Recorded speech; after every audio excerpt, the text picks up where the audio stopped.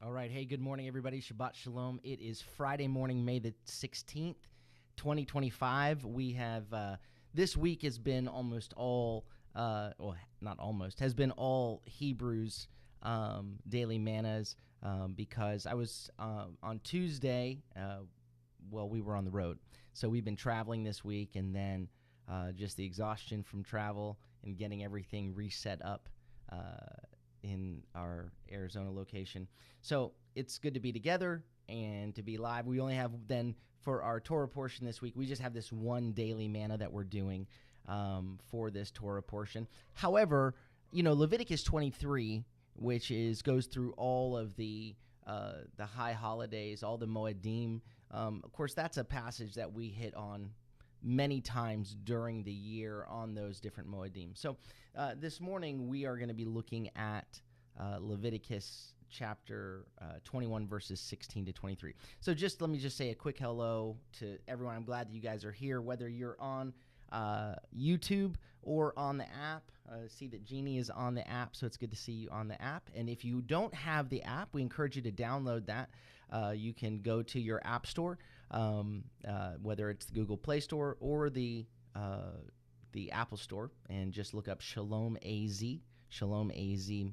Ministries. You can download it there. You can, of course, go to shalomaz.com, watch online, and as I have mentioned, we're going to be making some shifts that will ultimately be where our live streaming is going to be on the app and on the website, and then it will play afterwards on YouTube, but it'll be uploaded there. And there's some different reasons that I've mentioned for that. So I want to encourage everyone to download the app onto your mobile device. And again, if you don't have a mobile device and you just use a computer, good news, you can just go to shalomaz.com and be a part right there. And then just want to thank you. Please, on YouTube, if you would just take a moment to hit, or if you're on Facebook, hit like and subscribe. If the ministry blesses you today, and hit share to share with others. All right, well, let's begin. We are in Leviticus. This week's the title of today's daily manna is "No Defects Allowed." Like, this is a confusing passage on one level, and we'll talk about that in a minute. And then I subtitled it "From Rejection to Royal Priesthood." The title of this week's parsha is Emor, which is say or speak.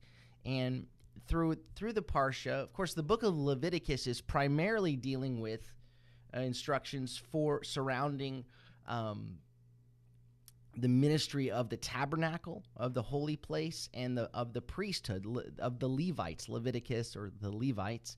And so this portion deals with holiness on two different levels.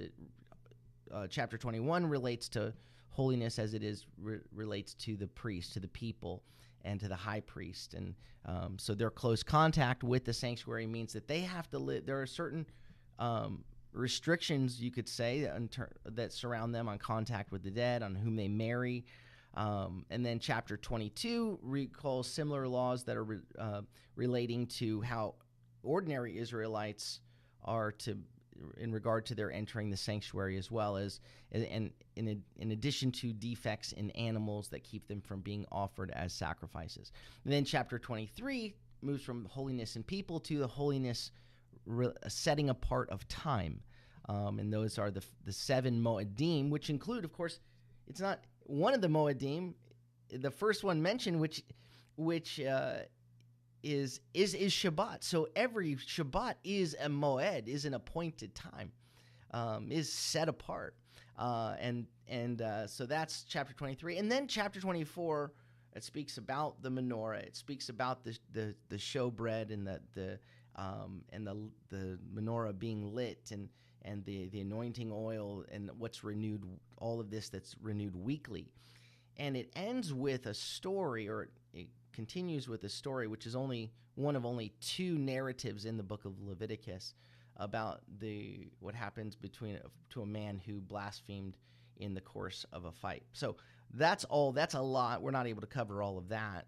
We have a very limited time this week to address the Parsha. And there are, as I go through it, there are always aspects that when we're going through Leviticus, elements that we're trying to reconcile with our understanding of what has been later revealed through the prophets, and then ultimately Yeshua, and sometimes passages that begin to prove difficult, and you're saying, well, wait a minute, Yeshua says, when you see me, you've seen the Father, and it's the heart of God. So we're trying to reconcile things that we go, how is this seems different than Yeshua, and I want to look at one of those passages this morning.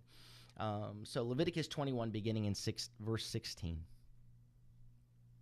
Adonai spoke to Moses, saying, say to Aaron, none of your offspring throughout their generations who has a defect, this word mum, it's a blemish or a disfigurement, often used is talking about the disfigurement or a blemish in the animals, but none of your offspring, speaking to Aaron, none of your offspring throughout their generations who has a defect may draw near, right? That word karav, to draw near, may approach to offer, draw near, to offer the food of his God. Verse 18, any man, or the bread of his God is the lechem, any man who has a mum, a defect, is not to draw near. He's not to approach. No one blind or lame or disfigured or deformed, or a man who has a crippled foot or crippled hand, or a hunchback or dwarf, or who has an eye defect or a rash or scabs, or who has damaged testicles. None of the offspring of Aaron the Kohen who has a defect shall come near to present the offerings of Adonai made by fire. Since he has a defect, he is not to come near to offer the food of his God. Verse 22, he may eat of the food of his God, both from the Holy of Holies, it says from the most holy, or from the Mikadshe HaKadashim, from the holiest of the Holy of the Holies, or the most holy, as well as from the holy. Verse 23, but he is not to approach, and this is said with, it says, certainly he is not to draw near to the curtain, to the parochet, to the veil, or to enter. So he's not to go into, come near the end, the veil, or to enter it, or come near the altar. I don't know why it doesn't show us and not enter in the English here, but in the Hebrew it says he's not to come near it, not to approach it, and not to go in or to enter, because of the mum, because of the defect on him, so that he may not profane my sanctuaries. For I am Adonai who sanctifies him. So this is the kind of passage that seems difficult, because sometimes we can look at something like this and this gets these things will get labeled as religion. Well, this isn't religion because it is a command of the Lord. So the desire to honor his commands, or to understand them and to walk with them, it's not just empty religion. Now, these things obeying his commands or implementing his commands without seeking to grasp the heart of them can very quickly become religion. But at first glance, the challenge of this passage, a passage like this that seems difficult, is it seems to alienate what we would call those who are disabled. Right? It seems to discriminate it does indeed discriminate among the priesthood, among the priests,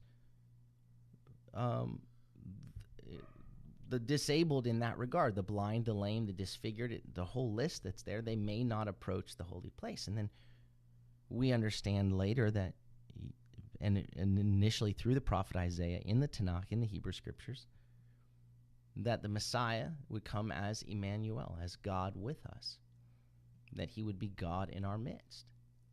So when Yeshua came as God in our midst, the blind, the lame, the disfigured, the broken, they could approach him. They came to him, and he touched them, and he healed them, and he treated them with honor. And so the challenge becomes, okay, so what's the heart of God in this? Why this restriction? Why this discrimination? And that's what we'll look at a little bit today, to the degree that we can. In Matthew chapter 15, right? I could go through gobs of passages that point to, that demonstrate Yeshua being approached by and touching the lame, the blind, the disfigured, the lepers, right? You know, he touched him and then said, you're clean, and declared him clean, but he touched him first. And so we could come up with we'll look at a number of passages. It's throughout the New Covenant Scriptures, and so how do we line that up? Verse 29, after Yeshua left there, he went along the Sea of Galilee. Then he went up on a mountainside and was sitting there, and this is right before he feeds the 5,000. And large crowds came to him, bringing with them the lame, the blind, the disabled, the mute, and many others. And they laid them at his feet, and he healed them. So the crowd marveled when they saw the mute speaking, the disabled, the broken made whole, the lame walking, and the blind seeing, and they praised the God of Israel. So the very ones who would have been excluded from priestly ministry, even if they were of the line of Aaron, but because of these disabilities, these ones would have been excluded from priestly ministry. They, in the Torah, become recipients of the priestly ministry of Yeshua. And then look at Matthew 21, this passage in Matthew 21, which Yeshua had just, he overturns, he's cleansing the temple, overturning the tables. Matthew 21, verse 12, which I think this passage is particularly relevant for us, what we're looking at this morning. Then Yeshua entered the temple, and he drove out those selling and buying in the temple. He overturned the tables of the money changers and the seats of those selling doves. And we've looked at this before when we've talked about the fact that these people people would travel to Jerusalem to make their sacrifices, to offer at the temple. And so often they would come then with money. They would sell their best, the best of their sheep or so forth of their back home, and then they would bring that money and then come and buy at the temple. And that was fine, except these folks were driving up the prices. They were making it a capitalistic effort, and it was keeping people away from the Lord. And Yeshua, so here we see he begins to overturn and drive a certain element away from the temple. And he said to them, verse 13, "It is written, my house shall be called a house of prayer, but you are making it a den of thieves." And here in verse 13, he says it is written, and he actually is citing two passages we're going to look at in a moment. He's citing, my house shall be called a house of prayer from Isaiah 56, and you are making it a den of thieves from Jeremiah 7. But look after that, verse 14, it says, "The blind and lame came to him in the temple, and he healed them." So we see him, he quotes these two passages. He's driven a certain element out, which is, it can be sort of legalistically doing, where we're making sacrifices available for the people, but they're doing it in such a way that it's become that they've missed the very heart of God. They're keeping people away. So he drives them out, and then those that would feel excluded, he welcomes in, but he makes them whole. So they come in and they're made whole. So let's look at those two passages that he quotes, because he mentions those two portions of the passages, but they're really relevant when you look at the whole of them. Look at Isaiah 56, verse 1. It says, "Thus says Adonai." It says, observe or watch over mishpat, preserve justice. Watch carefully over the mishpat has to do with our dealings with one another, with our governance, with doing right, with how we treat one another. He says, and watch over your dealings and do righteousness. For my Yeshua, my salvation is karav, right? Is drawing near, is approaching, is about to come. And my righteousness is to be revealed. Blessed is the one who does this, the Son of Man who takes hold of it, who keeps from profaning Shabbat and keeps his hand from doing any evil. And as we then continue in Isaiah 56, we begin to move into verse 3. It says, hey, guard justice and do it righteously. So you watch over Shabbat. Don't guard your hand from doing evil. And the opening words of the next verse say, verse 3, do not let the foreigner, the son of a foreigner, say, right? And they may be surprised by what they're about to hear. At first, it may sound something like it would match their natural mindset. Okay, don't profane the Shabbat, and hey, watch out for those outsiders. Don't let a son of a foreigner say. And we don't know what he's going to say here until we finish, but we'll read that in a minute. And I want to digress for a moment because of the phrase "the son of a foreigner," because it does fit with. I just want to it doesn't move us too far to the side, but it's within this week's parsha. When we read the passage in Leviticus 24, on the topic of a son of a foreigner, chapter 24 is this other short narrative other than Nadav and Avihu. And so in Leviticus 24, there is a conflict between men, and it tells us that one of the men is a man whose mother is basically Israeli, and his father is an Egyptian. And the other man is a son of Israel. So they're both, so one is half Israeli, half Egyptian, and the other is Israeli. And they get into a fight. There's a conflict between them. And in the midst of it, the one whose parents are intermarried, he blasphemes Adonai. We don't know what he says, but it's pretty serious what he does. He blasphemes the name of the Lord and curses. It makes a curse in the name of the Lord. And so immediately, whatever he said, whatever he did is it's bad, so that they actually confine him. They set him aside as they wait to make a determination about what's to be done. Without going too far into the details of all of it, the decision that's made is this. Look at Leviticus 24:16. Again, I'm not going to dive into this. There's a point. It says, whoever blasphemes the name of Adonai must surely be put to death. The whole congregation must stone him, the outsider as well as the native born. When he blasphemes the name, is to be put to death. And the part I want to key in on there is it says, kager ka ezrach. It says, like the outsider, like the native. The same. Right? This isn't about, well, because this outsider blasphemed our God, or half outsider blasphemed our God, because he's not up to our standards, we're gonna put him to death. If it was one of our fully Israeli boys, we might do it differently. It says no. This standard is not because of that differentiation, that there is equal justice here, right? And then what follows that is the eye for an eye passage, where then this principle that's laid out. Again, it's not eye for eye is not about revenge. Just so you know, it's not about revenge. It's about equitable justice. It's about let the punishment fit the crime.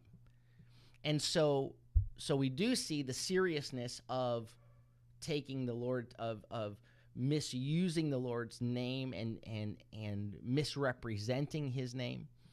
And the portion ends with, in verse 22, says this, Mishpat echad yiyeh. It says justice, one justice. You are to have one standard of justice for the outsider as well as for the native born, right? So it's not, well, the outsider gets this justice and the native born gets this justice. One standard, because I am Adonai, your God. Right is right. Just is just. That's the heart of God here. And so in this passage, where it's instructed for this one who's half Israeli and half Egyptian to be treated no differently than if he were fully Israeli, one system, one justice, that's the heart of God's justice revealed in the same parsha that at first glance seems to be discriminatory toward the disabled, right? So that's where you're like, oh, what's happening here? But that's what's being brought out in this passage in Isaiah 56. Again, here in verse 3, it says, don't let the son of a foreigner say.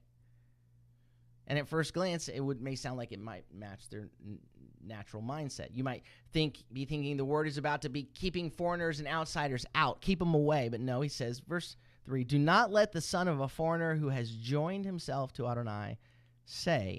And in Hebrew, though, it says, do not let him say, the son of a foreigner, the one attaching himself to Adonai. Don't let him say, Adonai will surely exclude me or separate me from his people.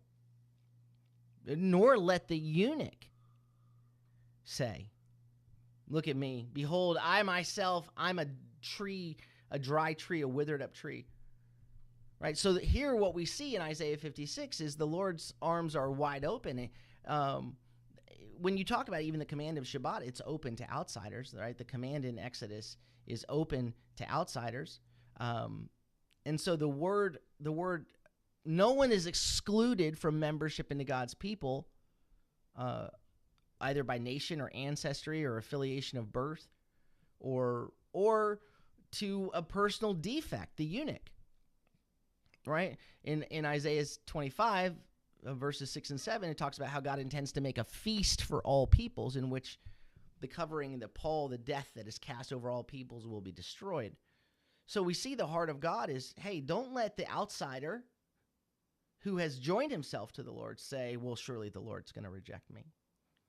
And don't let the one who has a defect say, I'm useless. Because here's what the Lord says, verse 4, thus says Adonai, to the eunuchs who keep my Shabbatot, who choose what pleases me, and that word for pleases is chafetz, who choose my will, who want what I want, and they hold fast to my covenant, they cling to my covenant, I will give to them in my house and within my walls, the outsider and the eunuch, I will give to them in my house and within my walls a memorial and a name. It says in memorial, it says Yad Vashem, says which Yad is hand, a hand and a name, a strength of his name, better than the sons and daughters. I will give them an everlasting name that will not be cut off. So here, the eunuch is welcome in my house. We saw something in Leviticus 21 that alludes to a eunuch. It says he's welcome in my house, yes, right inside my walls, right? And I'll give them a name. I'll give them a strength and a name better than the sons and daughters. What matters is they obey my commands, that they do what I want. That's the issue. They delight in what I delight in. Verse 6, he says, also, the foreigners or the sons of foreigners who join themselves to Adonai to minister to him. That word minister here, to serve him, is a priestly word. This is a priestly word. So this is where you talk about, these are the sons of Aaron in Leviticus 21, that those who have defects they can eat of the food, they just can't offer the sacrifices. They can't be the ones offering the sacrifices. But here are these outsiders, these sons of outsiders who join themselves to Adonai to minister to him, to serve him in this priestly way, and to love the name of Adonai, and to be his servants, all those who keep from profaning Shabbat and hold fast to my covenant, These, verse 7, I will bring to my holy mountain, and let them rejoice in my house of prayer. Right? So it says their burnt offerings and sacrifices will be acceptable on my altar. For my house will be called a house of prayer for all nations. Right? So this welcome extended to foreigners, to eunuchs, it's not just a concession, it's a fulfillment. This is what the Lord's house was always meant to be. All of Israel's separation from the world was in order to keep Israel from being absorbed into the world and losing the ability to call the world out of itself and into the blessings of God. And my house will be called a house of prayer. This is the passage Yeshua is pointing to. So this passage that talks about you don't get to keep the outsiders out. You don't get to keep the eunuchs out. Those who have lined themselves up with me, with my heart, what I want. My house is a house of prayer for all nations. Adonai Elohim, verse 8, who gathers in the dispersed of Israel, he gathers in the scattered of Israel, declares, I will gather still others to him, to those already gathered. So then listen to this invitation. It says, all you beasts of the field. Now, the word beast there is simply the word living, all the living things of the field. Come and eat. All you beasts in the forest, all the living in the forest. In the flow of the text, we're in Isaiah 56. So if you remember, Isaiah 55, verses 1 and 2 said, Ho, everyone who thirsts, come to the water. You who have no money, come buy and eat. Come buy wine and milk without money and without cost. Why do you spend money for what is not bread, your wages for what does not satisfy? Shema, Shema, listen diligently to me and eat what is good and delight yourself in abundance.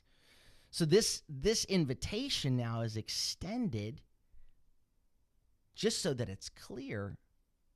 It says, I've gathered in the scattered of Israel, but I've got more to gather in to them.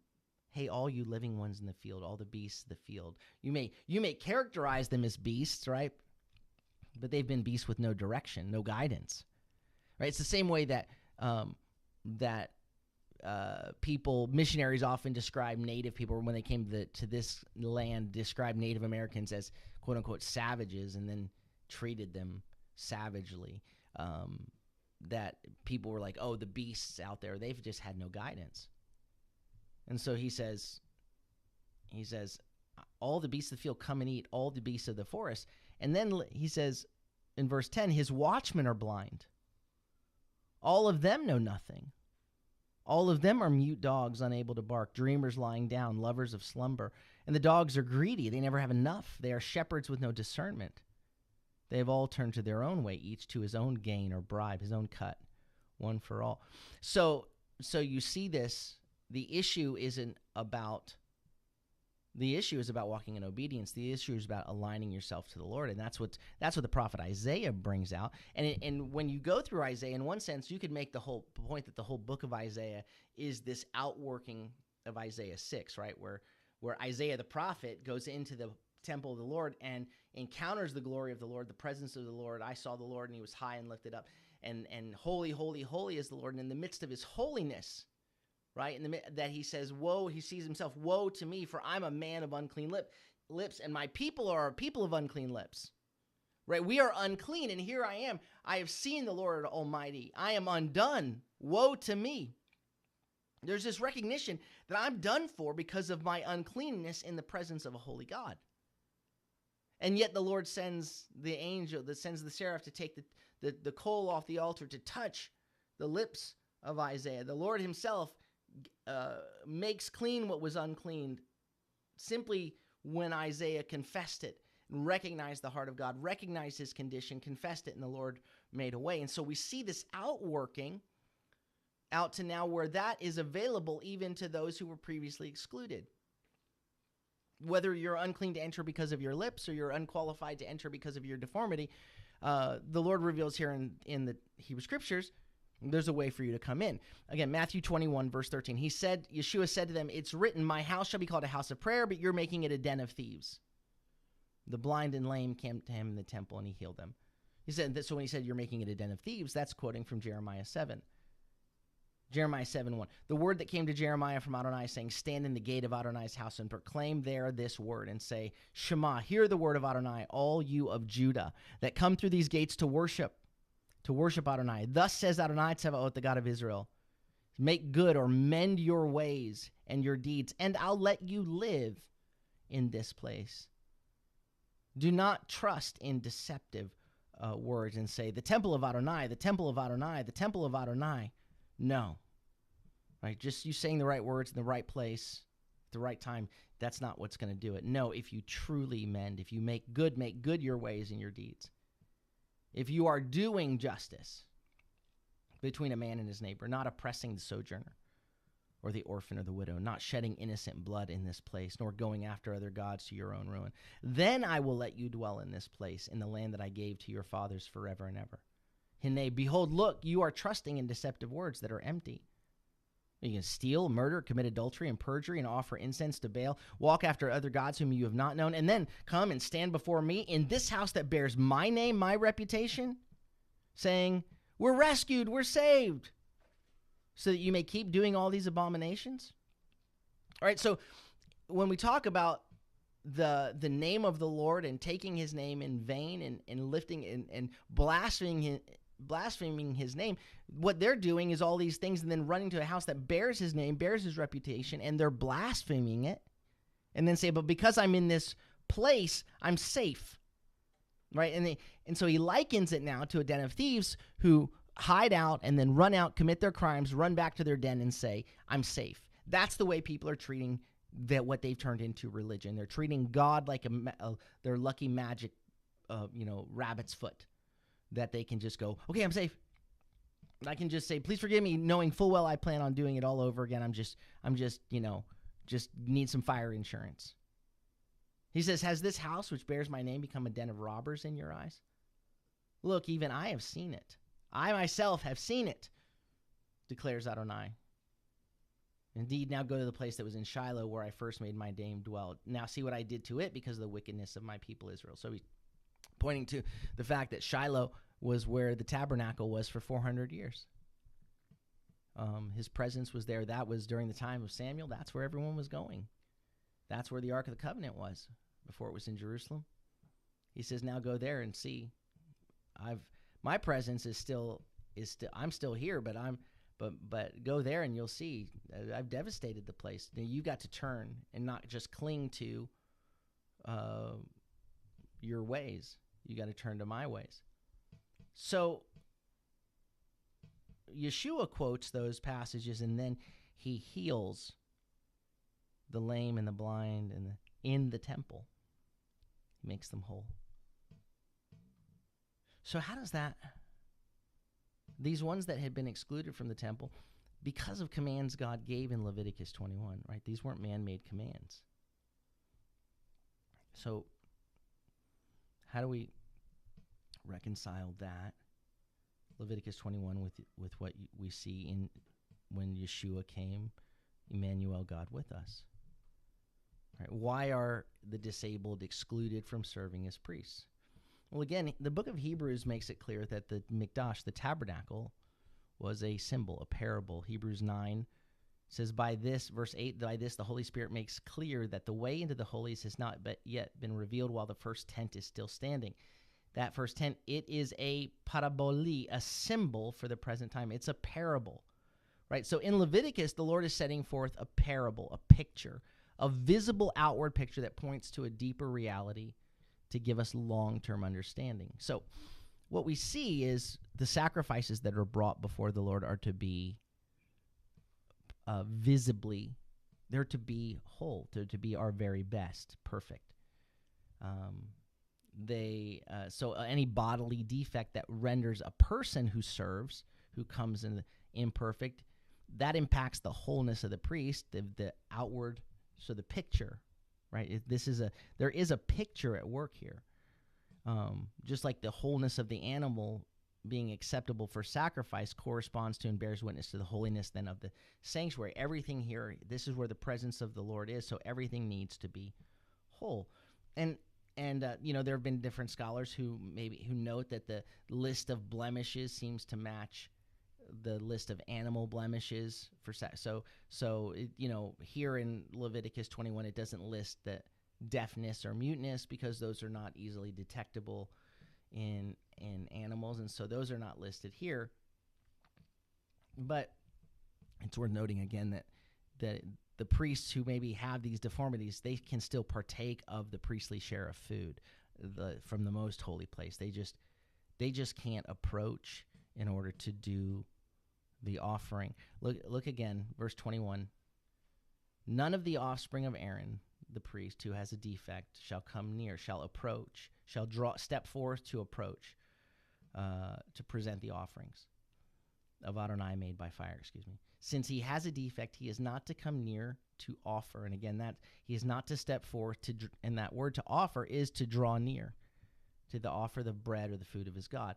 Again, skip to verse 23. He is not to approach the curtain. Certainly he is not to approach the curtain. It says, certainly he is not to approach the curtain or enter it or come near the altar because of the defect on him, so that he may not desecrate my sanctuary, for I am Adonai who sanctifies him.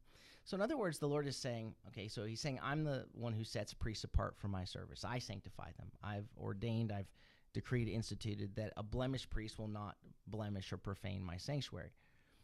And there's an outward picture.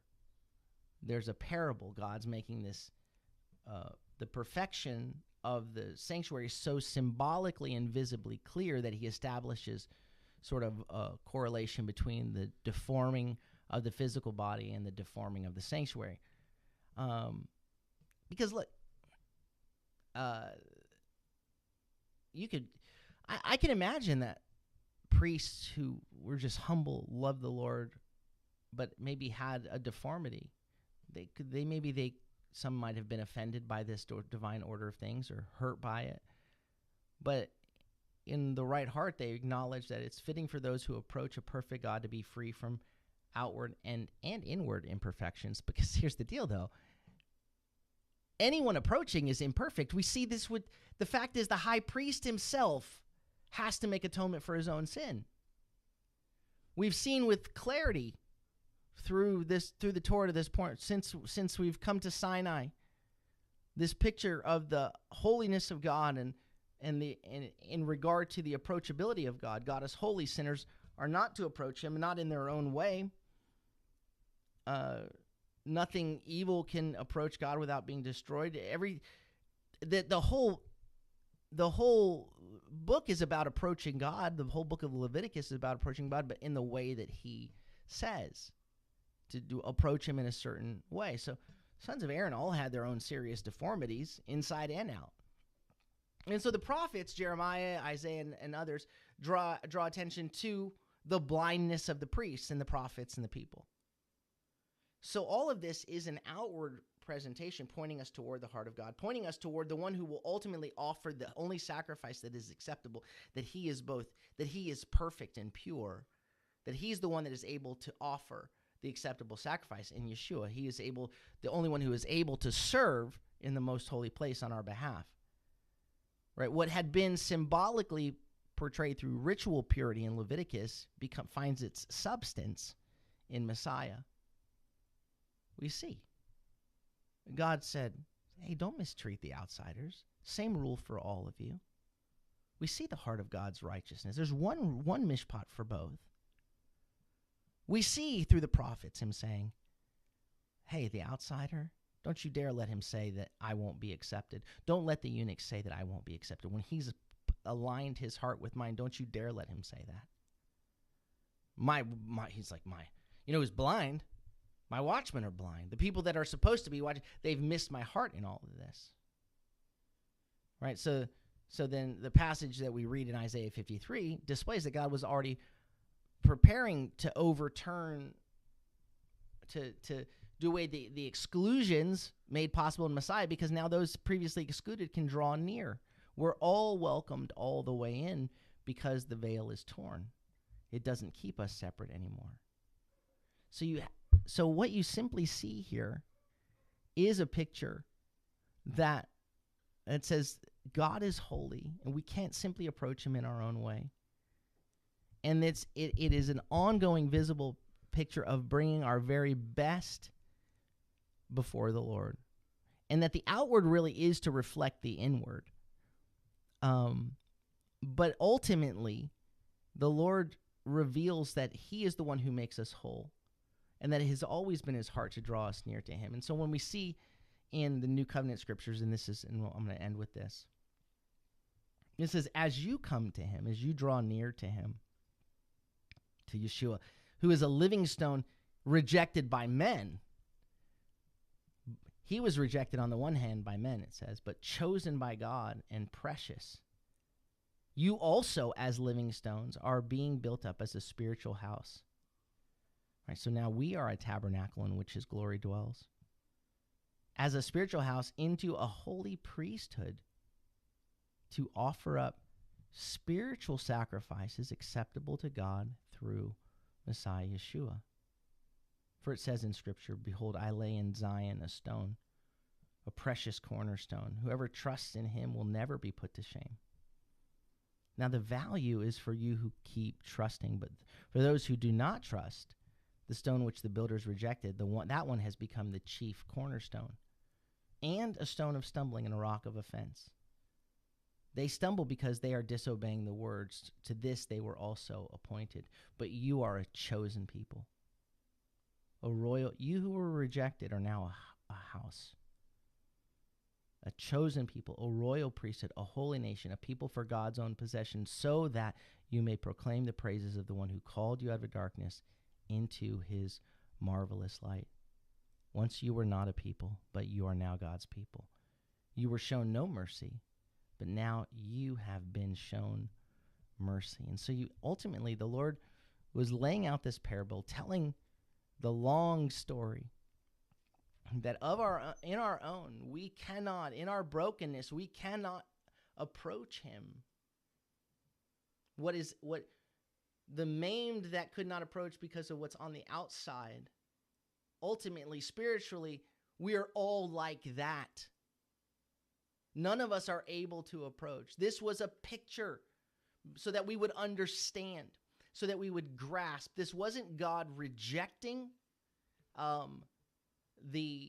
as less valuable those who were disabled, right?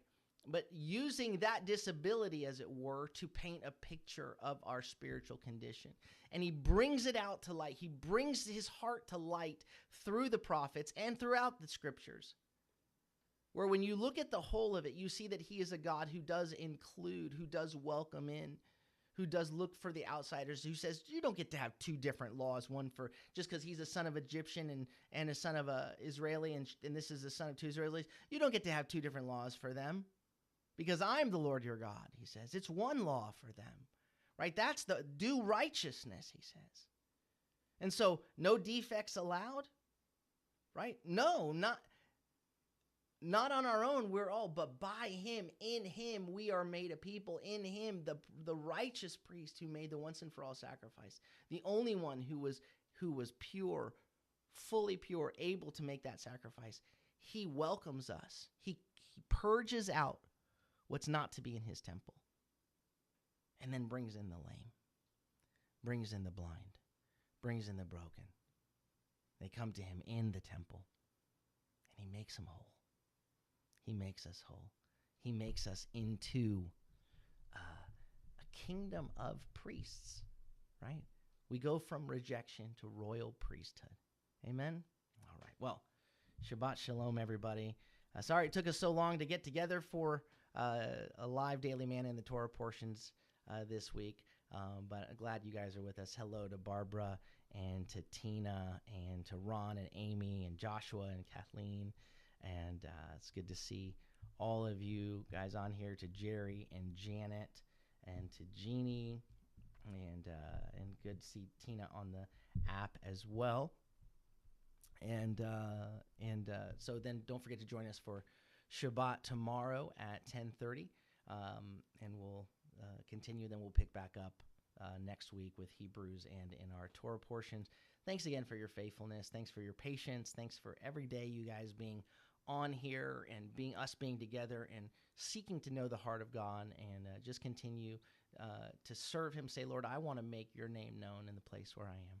And again, thank you for your faithfulness in giving. Your giving does matter. It's so critical to what the Lord is, how the Lord is using us. And so thank you for teaming up with us, being a part of with us as we continue to walk forward in obedience to him, to make him known. Amen. May the Lord bless you and keep you. May the Lord make his face to shine upon you and be gracious unto you. May the Lord lift up his countenance upon you and give you peace. Shalom, shalom. Shabbat shalom. Have a beautiful day.